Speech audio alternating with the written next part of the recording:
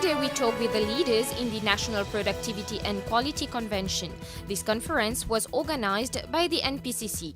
During this session, topics related to productivity and quality such as innovation and quality circles, business excellence, productivity improvement, lean management. In Business Connect today, we are at the NPCC in Eben. The NPCC National Productivity and Competitiveness Council. It is currently organizing its National Productivity Quality Convention, NPQC, and it's the second edition.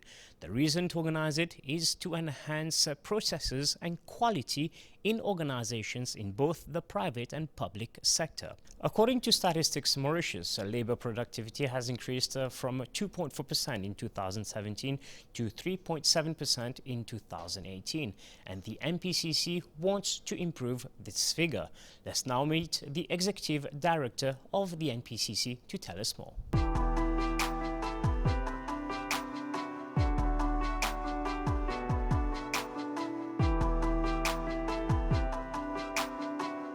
Deepak Bagubin, you're the Executive Director of the NPCC, and you have the National Productivity Quality Convention, which is its second edition this year. Tell us a little bit more how it has been going so far. Thank you, Roshan.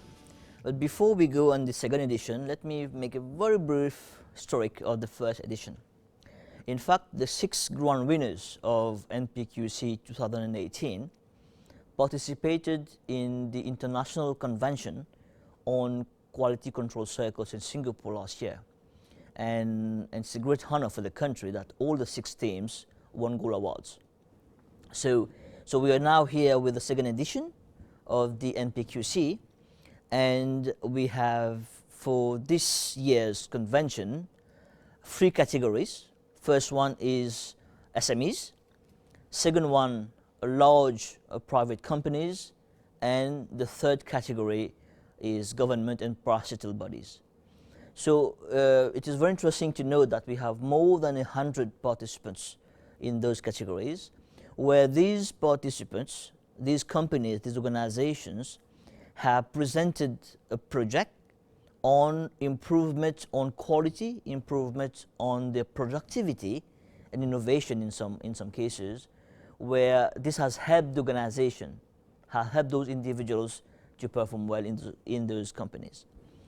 And then we have assessments done, where we will select 11 best projects, and we have the pleasure to have a team of international jurors, experts in this field, to be able to assess those gold awards to eventually declare 6 grand winners. Those 6 grand winners will be participating in the international convention, and this year it is being held in Tokyo, in Japan. Coming back to what you mentioned on the first editions, there were 6 companies who have achieved the gold medal. Has a follow-up been done with them, and why is it important for them to participate in such conferences? Well, there has been a big follow-up in the sense of we have used them as mentors, because these 6 companies in different categories, they have got this experience. Because doing an award is very easy. You give a shield, you give a prize, and that is it. But what we did is for these companies to get an international exposure, and going to an international convention where you have more than 2,000 participants. We have big companies like Toyota, like Boeing, like Ritz-Carlton, and competing with them. So they get this international exposure, and this will help them definitely in their organization. So what they have done after winning those grand gold medals, we have we have told them to share their experience with the current ones. They have become mentors, they have shared experience, and the participants in the current edition have learned from them also, so that they can do much better than last year. Deepak, judging by the second edition this year, it means that the first one was quite a success, and you're building up onto the next edition. What is the motivation behind the NPQC? In the last budget, the Honorable Prime Minister mentioned that he wished that Mauritius become a country of high revenue, high income generating country. And one of the key elements to be able to achieve that vision is we need to have quality in organizations. We need our people to have a better productivity in their day-to-day. Because having a better productivity will definitely enhance the organization. So this activity, this convention, is in the same endeavor to be able to tell companies, organizations, small, big, government, do a Kaizen initiative, do a Muda-free activity, do an innovative task, do something that is productive and show us this project. And as I said, we have a panel of international jurors so that they can assess it from an international perspective. And those companies are motivated to do so. So if I tell you we have more than 100 companies, which means already 100 organizations in Mauritius are doing it. Next year we'll have another 100. So in the years to come, this one element to be able to be a high income generating country will definitely help in this vision of the government. So the key to the progress is through enhancing quality.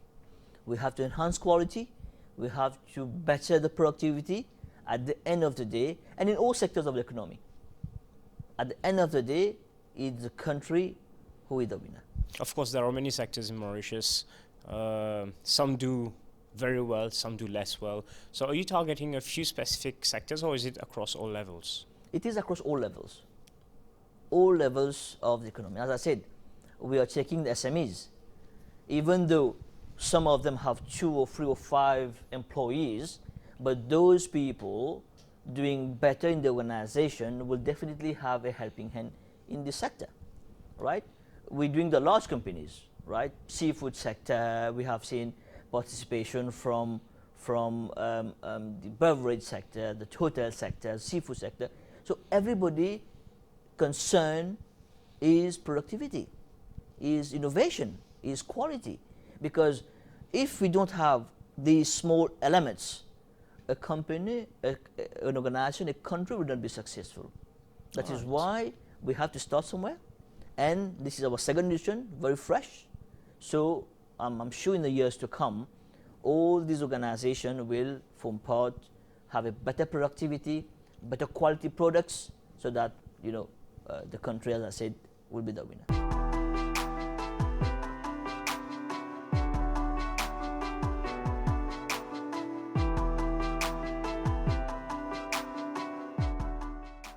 Mrs. Tangres, you're a consultant in quality circles from Singapore, and you've come to Mauritius as a juror for the NPCC.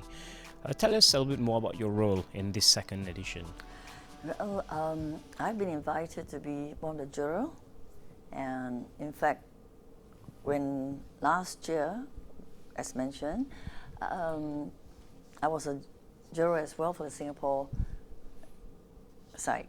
In fact, that's when I met Francois, and she invited me to come over to be one of the jurors, and I'm pretty excited about it and knowing what NPCC has been doing.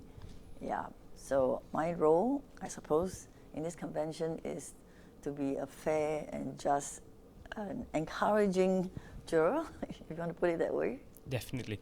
Of course, one of the main aspects for you is quality and of course, eventually improving productivity. Yes. What does it mean to you? Well, I think employees have to be challenged to not to do things the same way, not to be like a mouse on a mouse running on a treadmill machine, and they just go in and out, in and out. And I think it is very important that there is a possibility for the workers to give them empowerment, to have the say in their workplace. Because ultimately the workers are the SME, the subject matter expert, yeah? So this is, to me, it is very important because I'm not only I conduct training as well, and I realize that sometimes organizations do not look at the processes. and they just wonder why productivity is not up, wastage is high. So if only company will come on board and understand what is it all about. And I believe that a little make a big difference. Sometimes it's just a shift of something and make a big result. But unfortunately, people tend to be very comfortable in their comfort zone. It is often true that companies tend to focus on the end result of products, whereas the processes is as important. Can you please share your views on it? Yes, although we talk about end result, but the team and the members themselves, they have to understand, okay, to put it that way, it is always good to have an end in mind. This is where I want to be, and this is where I'm now. So in the middle, what happened? So we got to bring them through this analytical process to know where is the gap, what need to be changed, what need not be changed. If things are going well, why reinvent, right? So no doubt we talk about end result, but it's good that they know where they are going, the journey. And in between, that's where the processes will have to come in. And in order for them to do that, company has to equip them with all the tools. You can't send a soldier to war without bullets. So that's why you mentioned earlier it's important to have training and give advice. What would be your advice to improve processes in companies normally, from all your experience? Normally, I will start out talking with the management. If there's no buy-in, then there's nothing to talk. If the management felt that, oh, I'm happy with what we are turning out, and you ask them to look into it, I'm talking in terms of Singapore context. Some management even thought that, oh, it's not necessary. Not necessary, and if there's no buy-in, there's no go. Sad to say, but it is true, back in Singapore, we do have companies who just go through the cycle of doing it, just to be part of the convention. But ultimately, they have to recognize that there is an issue. If they don't see an issue, then you can't get them to get going. You know, you can bring the cow to the water, but you cannot make it drink. Of course.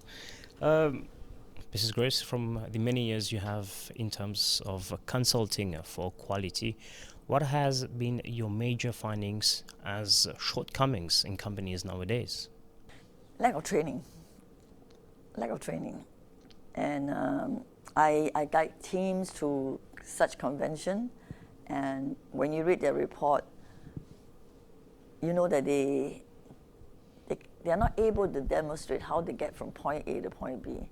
So most of the time, I would say it's lack of training, where they do not equip them with the right processes, and they don't really understand what they are doing, why they are doing what they are doing. So yes, you are right. If they just focus on the end result, I think it's incorrect.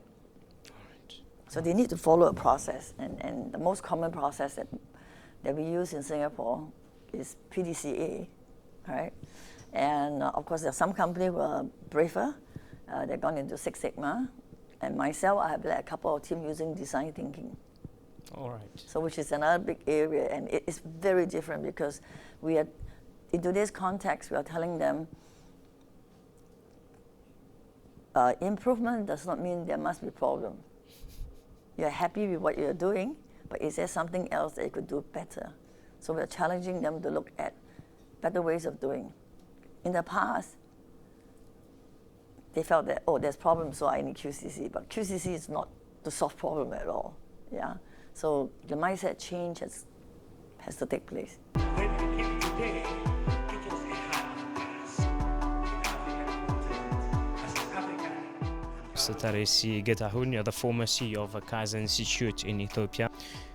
First question is, what does the Kaizen Institute do? So you improve companies to reach a certain level in terms of their quality and processes? Yeah. Can we say that?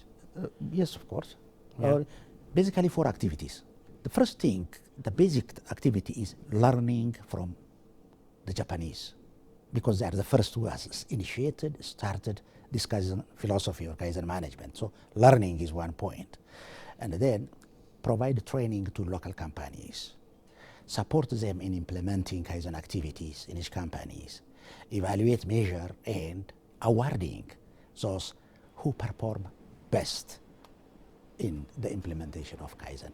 These are basically the main activities or core activities of the Ethiopian Kaizen Initiative. How did it work out back then in Ethiopia? Oh, it worked out well because we had consecutive projects assisted by JICA, of course, for the last 10 years, I can say, so that we have exploited, or I can say we have tried to learn more the activities, how they implemented in JICA, in Japan, how those Japanese institutions like JPC, JUSE helped Japanese companies implementing this Kaizen, so that we have benchmarked that and tried to implement in Ethiopia's situation. Of course, Ethiopia is not Japan, but we have to customize it to the Ethiopian situation. Yeah. Trying to implement the Japanese way of doing things, especially in terms of manufacturing and across all sectors.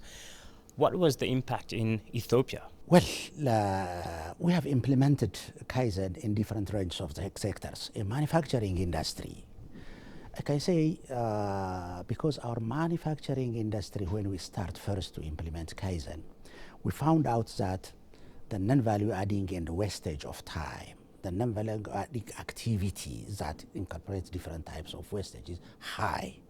So we have increased productivity in some companies up to 30%. Well, 30% seems very great. Yes, it is great because that tells how we were doing bad in the past. Well, in the construction industry, it's very surprising because we have housing program that's conducted by the support of the government. The savings there is about 30% again.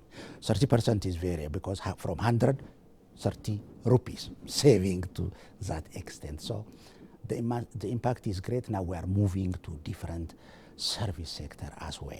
So the other one is that the nation, Ethiopia, is convinced that Kaizen activity is very important to change its economy.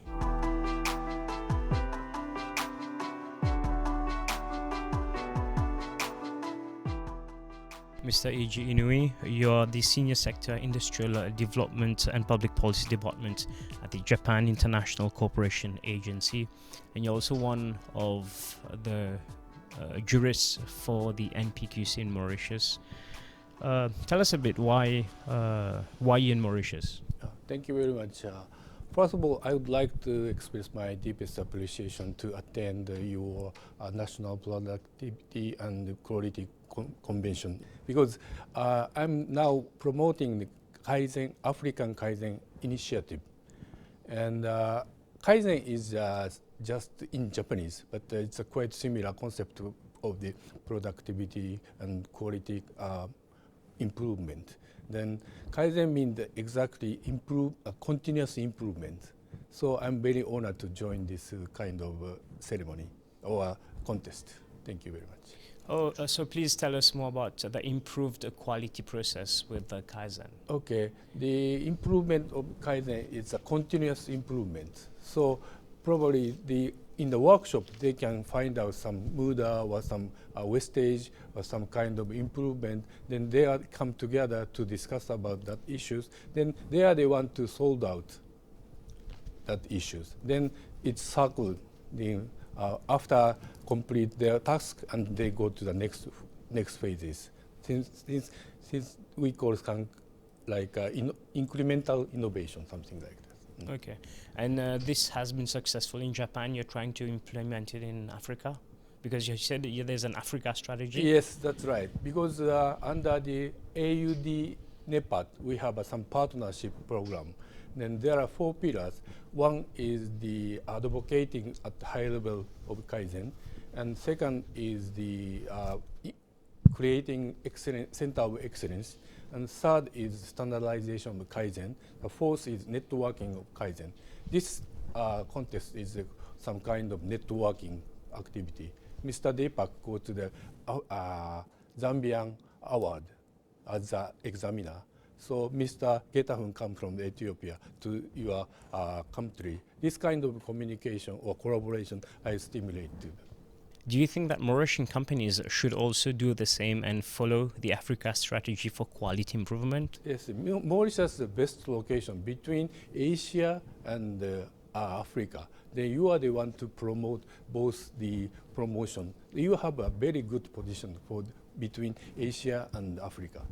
And you think it will work in Mauritius? Of course, this is the second time to visit your country, but before 20 years ago, I visited here. But dramatically changing in this country, and why the other African people should follow your policy or some kind of action plan in your country.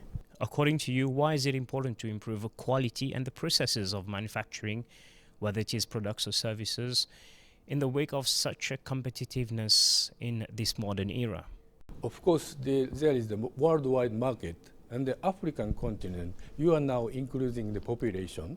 If you not tackle with the productivity in your working place, you lose the competition, and that means you can't create a decent job. But if you want to create a good condition for the working position, probably you can you can invite the foreign investment or some foreign factory to produce in the African continent. We have now come to the end of this episode of Business Connect, and I hope that you have enjoyed it. On behalf of the whole production team, thank you very much. If you wish to watch this episode again, you can visit us on the NBC website, which is the www.nbcradio.tv, or also watch it on other platforms. Until then, goodbye.